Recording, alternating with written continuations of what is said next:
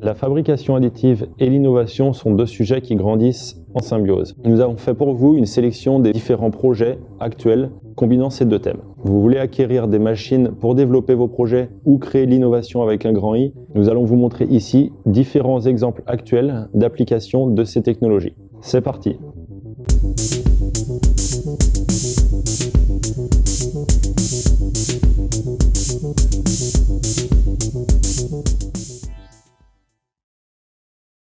Salut, c'est Antoine Chagnon, bienvenue dans une nouvelle vidéo sur l'exposition Technov. N'hésitez pas à mettre en commentaire ce que vous pensez des actuelles innovations pour en discuter.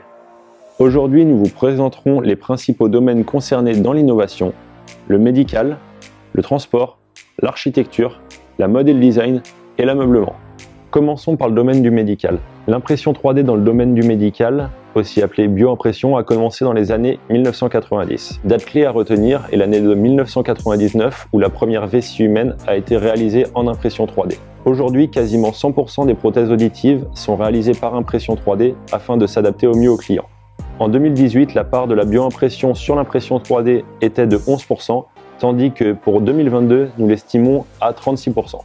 La bioimpression touche aussi la fabrication de prothèses, qui vont être beaucoup plus adaptées aux patients par leur personnalisation et aux détails de conception qui vont s'adapter au mieux à la pathologie du patient.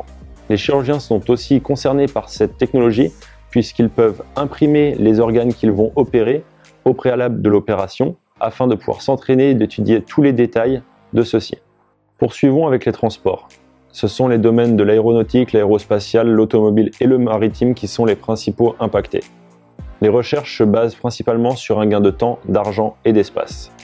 Prenons l'exemple de l'aérospatiale où 1 kg de matière envoyée dans une station dans l'espace revient à un coût d'environ 150 000 $.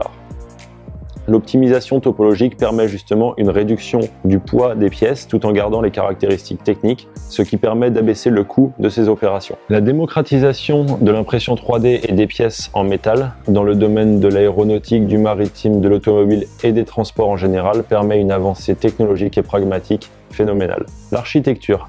Les architectes depuis 1980 conçoivent grâce à la CAO, conception assistée par ordinateur. L'arrivée de l'impression 3D dans ce domaine leur a permis la réalisation de maquettes plus qualitatives, plus rapides en réalisation, qu'ils peuvent même imprimer directement pendant une réunion. En 2017, l'entreprise russe Apicor a réalisé l'impression d'une maison en un temps record de 24 heures. Cette imprimante 3D est un peu particulière, elle se constitue juste d'un bras articulé et d'une extrudeuse à béton. D'autres applications ont été mises en place telles que des ponts réalisés en métal par exemple à Amsterdam ou des ponts réalisés en béton en Espagne. Enfin, la NASA étudie actuellement la possibilité de réaliser par impression 3D des stations sur la Lune ou sur Mars. Pour ce qui est de la mode et du design, l'impression 3D a permis une avancée considérable, permettant aussi de briser les codes.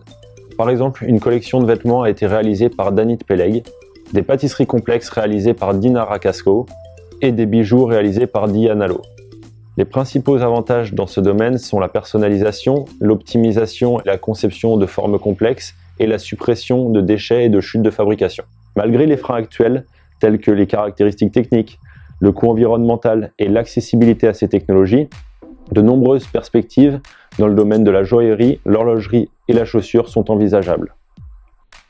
Pour ce qui est de l'ameublement, c'est principalement le secteur industriel qui est touché, comme par exemple les espaces de vie communs, open space, le mobilier urbain et le mobilier destiné aux particuliers. De plus en plus de mobiliers sont imprimés en 3D.